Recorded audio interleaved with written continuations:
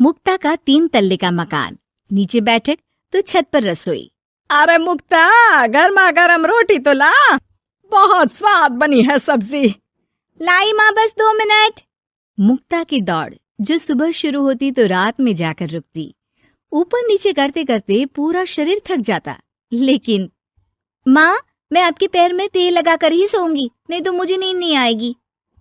अरे जीती रहे बेटा, लेकिन तू थक जाएगी, वैसे भी तुझे 3 तल्ला चढ़ना है अभी। कैसी बात कर रही है माँ जी, मैं तो आज बहुत देर तक सोई थी, तो नींद कहाँ आएगी। सास को कब नींद लग जाती पता ही नहीं चलता। अगले रोज, अरे मुक्ता, जरा सामने ठेले वाले से आलू तो ले आ, 5 किलो पापड़ बना देती हूँ। होली आ रही है, मेहमान आएंगे तो क्या कहेंगे कि इन लोगों के घर तो कुछ बना ही नहीं। माँ, मैंने सब बना लिया है, आप चिंता मत करिए। होली वाले दिन दही बड़ा और पकौड़ों का इंतजाम भी कर लिया है मैंने। सास को लगता है जैसे उसे न जाने कितनी गुणी और अच्छी बहू मिल गई। एक दिन मुक्ता की बुआ सास उन लोगों के घर आती है। अरे भाभी, आपने तो हीरा बहू पाई है बिल्कुल। हर एक काम को ऐसे कर रही है जैसे कि रोबोट।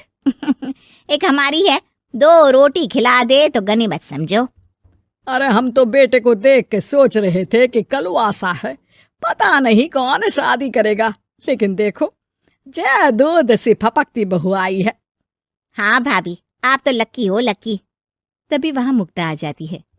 क्या बुआ, काहे की लकी, देखो ना कैसा शरीर फूला जा रहा है। अब तक तो एक बच्चा भी हो जाना चाहिए था। अरे हो जाएगा बहू, क्यों चिंता कर रही है। कर्म कितने अच्छे हैं तेरे, तुझे तो जुड़वा बच्चे होंगे, एक बिटिया और एक बिटवा। होता भी ऐसा ही है। मुक्ता को 2 बच्चे एक साथ होते हैं। मुक्ता, जल्दी से ऑफिस के लिए खाना बना दो, मुझे देर हो रही है। हाँ, लेकिन जरा ये छोटे वाले को तो पकड़ लो, तब तक मैं रोटी सेक देती हूँ।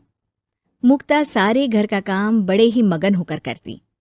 क्या पति, क्या सास, क्या बच्चे, रिश्तेदार, सभी की जरूरतों का ख्याल वो बखूबी रखती। लेकिन भाई चांद को भी ग्रहण लग जाता है। वैसे ही मुक्ता को भी एक दिन लग जाती है किसी की नजर। दूर के रिश्ते की चाची कहती है, और बहन जी, आपकी बहू तो फुर्ती से काम करती है, बच्चा होने के बाद भी सारा दिन लगी रहती है। इसके हाथ का खाना भी इतना टेस्टी है, लगता है जैसे होटल का खा रहे।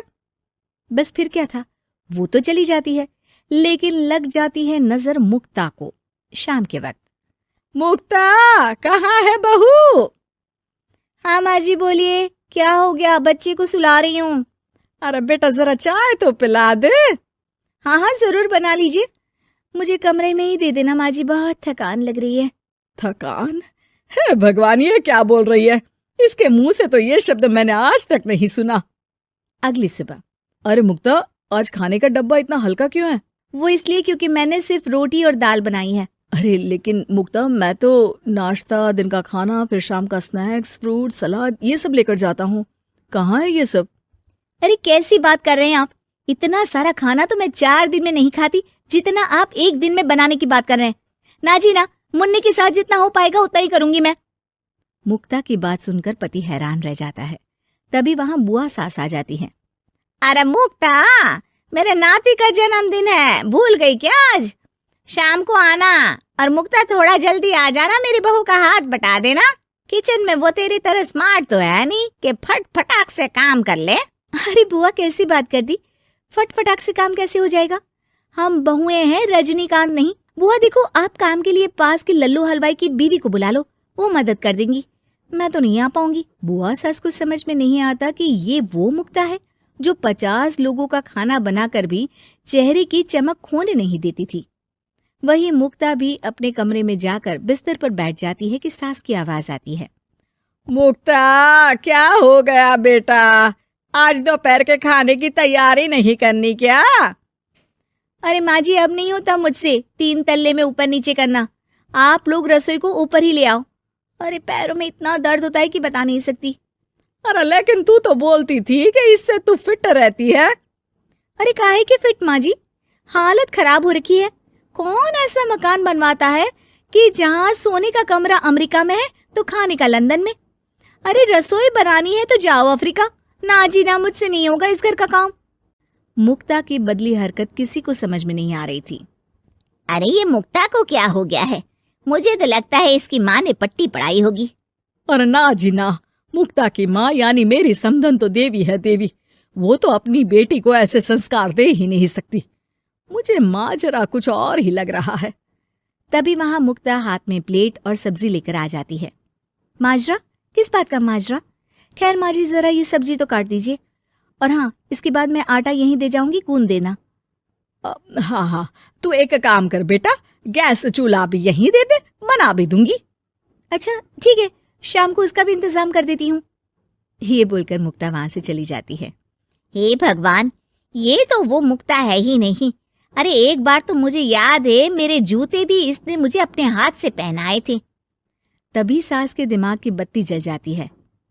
हाँ, कल वो कालिया की औरत आई थी ना, खूब तारीफ कर गई। उसके बाद से ही मुक्ता ऐसी हो गई है। फिर तो पक्का मान लो कि तुम्हारी बहू को नजर लगी है। एक काम करो, ये लो राई का दाना, दूर से बहू के ऊपर राम का नाम लेकर फेंक कर आ जाओ। जो नजर लगी होगी यूं भाग जाएगी। फिर क्या, होता भी ऐसा ही है।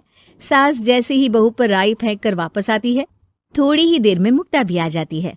अरे माँ जी, आप ये सब्जी लेकर क्यों बैठी है? ना लाइए, मुझे दीजिए। और चाची, अब तक आपके हाथ में चाय का प्याला नहीं आया। रुकिए, मैं अभी लेकर आई। मुक्ता के जाने के बाद सास चैन की सांस लेती है।